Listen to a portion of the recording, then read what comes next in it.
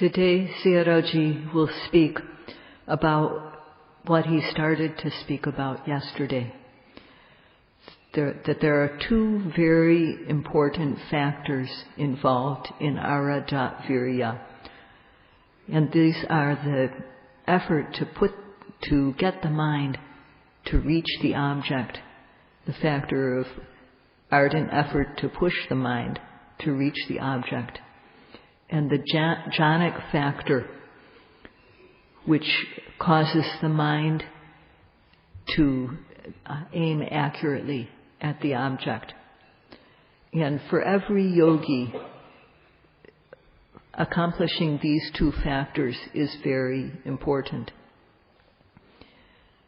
So when one applies aiming and effort, the mind becomes clean and sati arises naturally. Together with sati is momentary concentration, khanika samadhi. The mind becomes collected.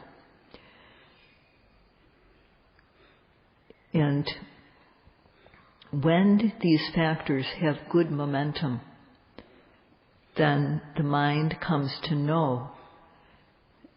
The mind becomes concurrent with the object. That is, it meets the object exactly and stays with it. And at that time, one starts to know the nature of mind and matter, of nama and rupa. So the yogi continues to do the work of applying aim and effort and continues to know more about nama and rupa, mind and matter. How these arise due to causes, how these are related as cause and effect. And with this basic knowledge, a person who has this knowledge as the base starts to develop Vipassana knowledge, because that person comes to know how these phenomena, mind and matter, nama and rupa, arise and then pass away, and how these mental and physical phenomena which arise and pass away are unsatisfactory, they are suffering, and that there is no inherent self, there is no self in this, it's just process. This is the beginning of Vipassana knowledge. When we sit and put our attention on the abdomen, when the abdomen rises, there's stiffness and tension. And when the abdomen falls, there may be movement or vibration. And these characteristics are the work of one of the four great elements. This is how one of the four great elements appears to us. But because these are covered over by the form of the abdomen, the shape of the belly, or the manner, the position of the abdomen, that it rises, expands, or collapses and falls, because these concepts cover over the true nature, we don't see it at first. So there are three levels on which we know: shape, form and shape, manner or position, and true nature. These three things are the things that we come to know. We come to know one of these three things when we observe. And in order to be able to know true nature just by itself, without the forms or the manner, to just be able to know the true nature of stiffness, tension, and so on, it's very important to apply effort to reach the object, so that the mind gets to the object. But sometimes our chanda, our zeal or desire, is excessive, and then our effort is too strong and we miss the object. Sometimes our chanda is weak, our desire is weak, and so the mind falls short of the mind falls short of the object. So therefore we also need to aim as well as applying effort so that the mind connects with the object accurately. And Sayadaw mentioned yesterday about how we practice when we throw darts at a bullseye. And Sayadaw mentioned today about how he used to play marbles when he was a child. And in playing marbles, one tries to knock the other person's marble out of the ring by shooting one's own marble. And you have to apply energy in order to propel your marble, to shoot the marble. And you also need aim. And when you can hit the marble that you're aiming at accurately, a child will feel very satisfied and happy and feel really good. In the same way, when we apply effort to observe the object that arises, and we aim so that the mind connects with the object exactly, then we also feel very good. So what's important is always apply effort and aiming each time the object arises. Apply effort and aiming each time the rising arises. Apply aiming and steadfast effort each time the falling occurs. So this is just what we say in English, but it's based on what the Buddha said. It's a simplification to make it easy to understand. It's an expression of what the Buddha actually said. In Burmese, Sayadaw said a rhyme. So we need to have effort so that laziness and the other kilesas do not arise. Effort doesn't give laziness any place to be in our mind and body. And aim is also needed so that the mind will be accurate in connecting with the object. Without aiming, the mind can become withered and shrunken, and due to sloth and torpor, it becomes contracted. But aiming makes the mind fresh. It's the opposite. It makes the mind blossom in the very subtle, gradual way a flower blossoms, becomes open. The mind, too, must always be open. And this is the benefit that we get from making effort and aiming. Another way to look at what we're doing is to look at how when we have to chop something or slice something, our knife is very important. But if the knife is dull, then it's difficult, if not impossible, to accomplish our task of slicing or chopping, even if we use a lot of effort. So in order to accomplish the task, one has to sharpen one's knife. So one uses a sharpening stone, you have to pour water on the stone and place the knife correctly against the sharpening stone. And then you have to draw it back and forth. You have to hold the knife straight so that you have to hold it in the proper way so that the edge is sharpened accurately. And you have to keep on drawing the knife back and forth against the stone. So this continuous action of, first of all, applying the knife, placing the knife against the stone, and then applying the water and drawing it against the stone, rubbing it against the stone again and again and again, makes the knife sharp. So we have to, if we think about this, the things that are essential are keeping the knife on the stone, keeping it properly placed, and keeping on moving the knife against the stone so that the edge of the knife gradually becomes worn down and becomes sharp.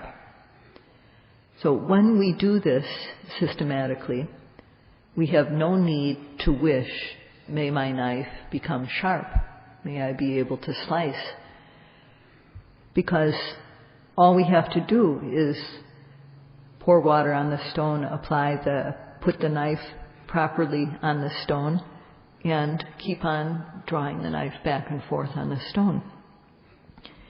And then, because we're doing this systematically, the knife will get sharp. So it doesn't happen because we want it to. It happens because we do the work systematically.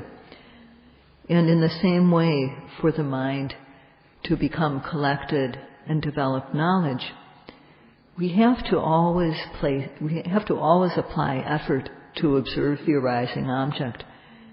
And this is like placing the knife on the sharpening stone. But we also have to keep the knife straight. This is like aiming.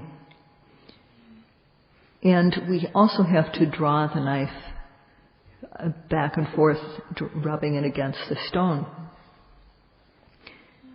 which is like another mental factor too. So in doing this, applying our effort and making aim, again and again, without a break, the mind becomes clean. It becomes free of the obstacles to concentration. And then the kilesas gradually get worn away. They get reduced. They become weaker and weaker. And in particular, the factor that keeps us, that backs off from doing anything good, that is laziness. This is prevented by our effort.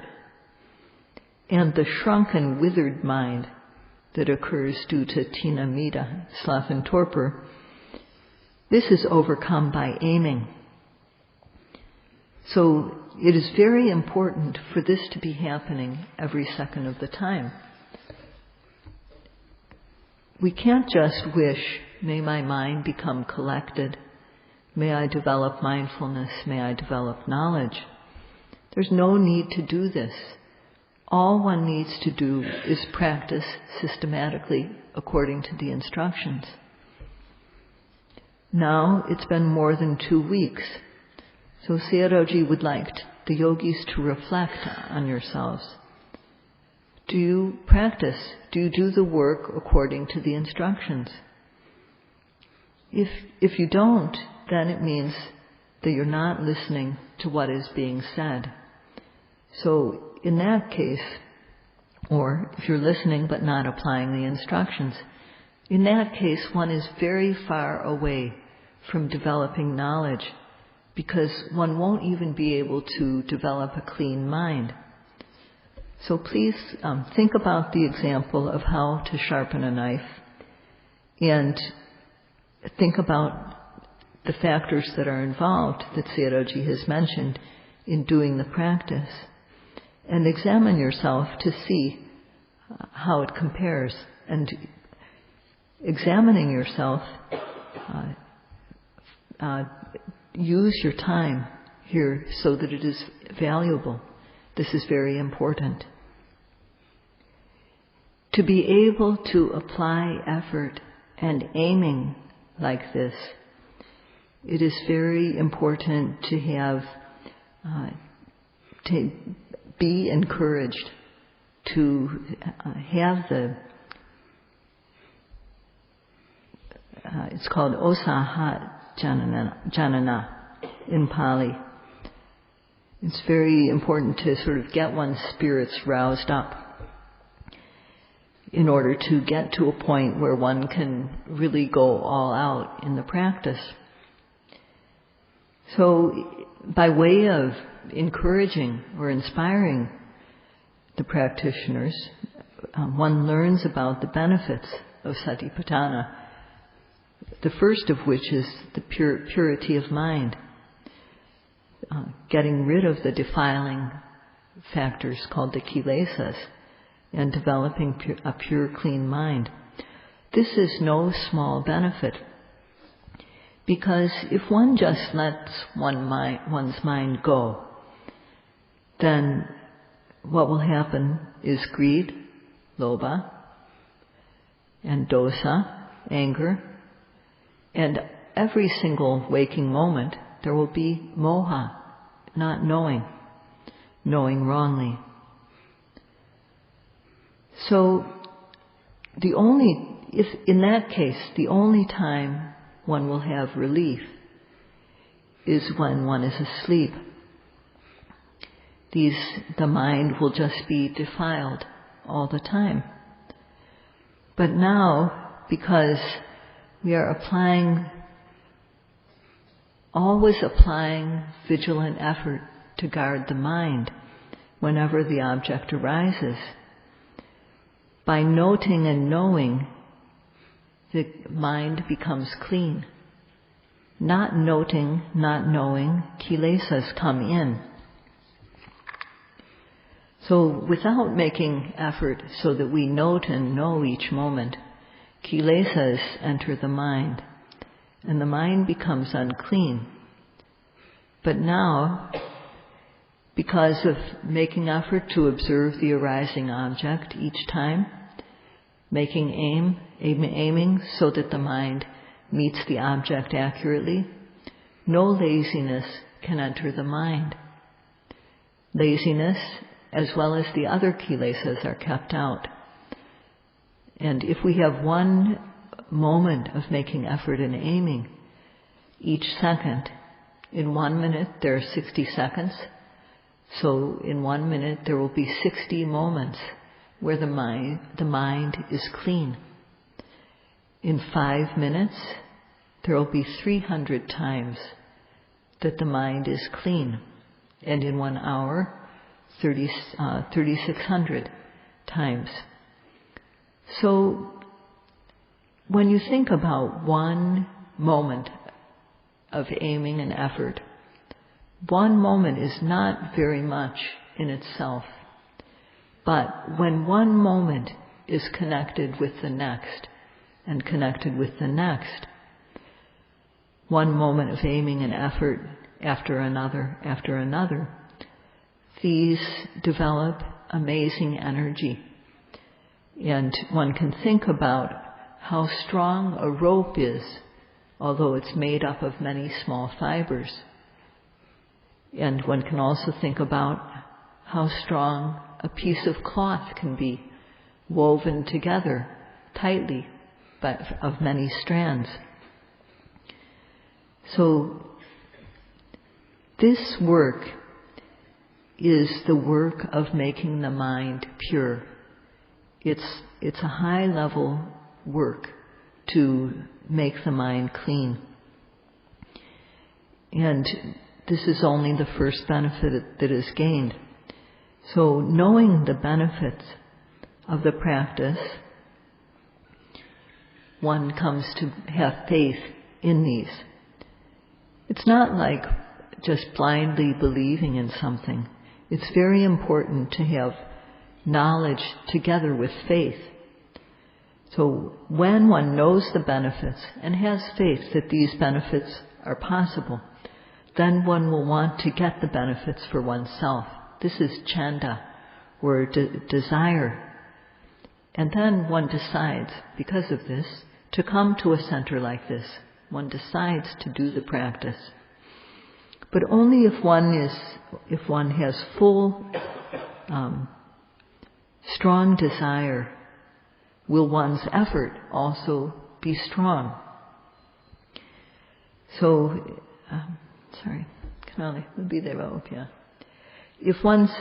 if the effort we apply is just on and off, if we want to do the work but then we stop, if we're just stop and go about applying ourselves, sometimes we want to do it and sometimes we don't, then we won't do the work of the practice. So just like sharpening a knife, we have to actually do the work of sharpening the knife in the way that's required in order to get the results and be able to use the knife. Understanding the good things that come from the practice of satipatthana because of hearing about them or reading, having faith in the practice and desire to get the results, chanda. When one comes to do the work, then one will value this opportunity. And valuing it, one will work respectfully, one will work steadfastly and continuously. So these are qualities that are needed. Starting with the rising and the falling. Because we apply effort and aiming to observe every arising object when it arises, the mind becomes concurrent with the object. Our noting becomes effective because the mind is meeting up exactly with the object, staying with it. And at this time, powers develop, mental powers develop. But if one stops and starts, if one doesn't make one's notings, observation, continuous, then one moment is not connected with another. One moment of aim and effort is not connected with another. And therefore these factors don't become strong because they're not continuous. Sayadaw used the example of a car. And the car has an engine, and one puts gas in the tank, and there's oil to keep the parts, to keep the engine parts lubricated. And we start the car. So when the car is going, then the parts inside the car, due to the movement of the machine inside the car, the battery, which is what enables us to start the car in the first place, keeps on getting recharged. So if we don't run our car regularly, then what happens is the battery, there's no new charge coming in, and gradually the battery will lose its charge and it will die. And then we won't be able to start the car. The lights won't go on when we turn the key. So we don't want that to happen, and that's why we have to keep our car running so that the battery can be charged all the time. In the world, when we work, when we go to work to make a living, at the end of the day, our energy is all used up. But when we do the work of satipatthana practice, energy isn't used up. It's built. We get inner energy from doing the practice. And this is a very amazing thing. So this is how we produce energy when we practice. This is the energy, producing the energy of Dhamma. The Dhamma which bears the one who practices according to the Dhamma. So with application of effort and aiming, when the quality of aiming is accurate enough, occurs enough, then the energy of vichara, which keeps the mind in contact with the object from beginning to end, develops. These are the energies that we develop in the practice. So if we keep our battery charged, our car battery charged, then it's easy for us to start the car and to keep it running and to turn on the lights and so on. So thinking about this, if we compared this example of the need to keep the car battery in good condition, then we'll understand that it's very important for us to work steadfastly without taking rest, without starting and stopping, to work continuously and to work respectfully. So if in 1 week of practice nothing special has happened, well, sometimes that happens, but if in 2 weeks, if in 1 or 2 weeks, especially if in 2 weeks nothing special has happened, then it means that the application of effort to observe the object every second of the time is weak.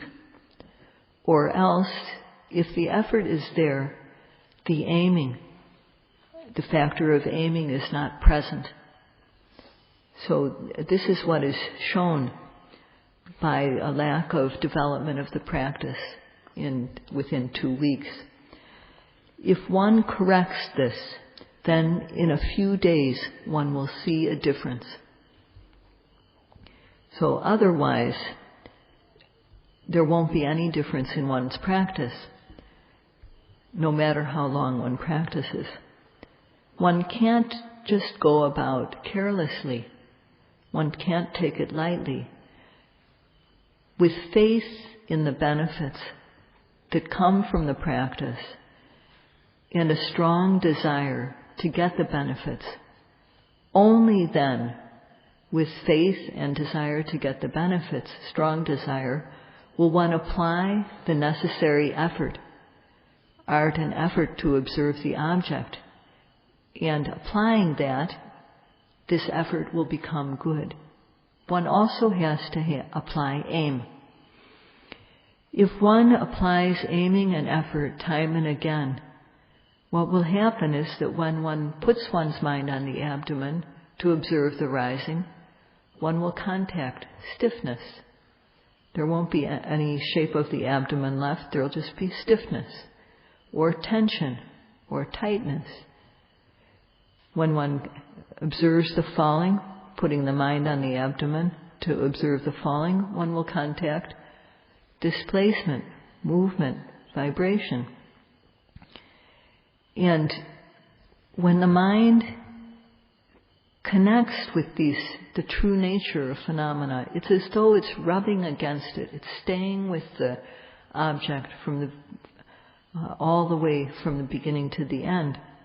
So when the mind contacts the object in this way, as though rubbing against it, becoming concurrent with the object, then one becomes definite about the object.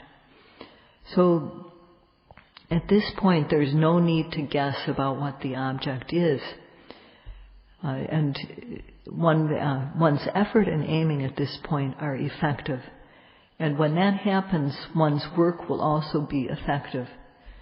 So continuing in this way, with effective aiming and effort, joy, piti, arises, and tranquility, passaddhi, and sukha, happiness and peace. So, to the extent that one applies aiming and effort effectively, these factors will arise. And then if one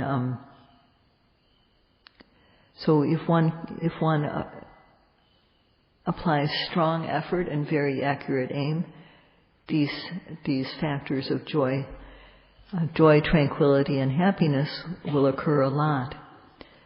So when one observes one object after another accurately, seeing what it really is, then there's joy and peace time and again. And as Sayadaw mentioned last night, this happiness that arises is far better than any happiness that is experienced through the senses that humans or devas can experience. It's called amanusirati, this joy that is far better than anything we experience through the senses. And this happens for yogis who practice diligently, with respect and care for the practice, working without taking breaks, working steadfastly. If one reaches this point with where happiness arises, this happiness of the practice, one won't back off from the practice. One will continue to go forward in the practice, working to gain the happiness that is far better than any type of human or deva happiness. And because the time is up, Sayadaw will continue about this tomorrow. That's all for tonight. Sadhu, sadhu, sadhu.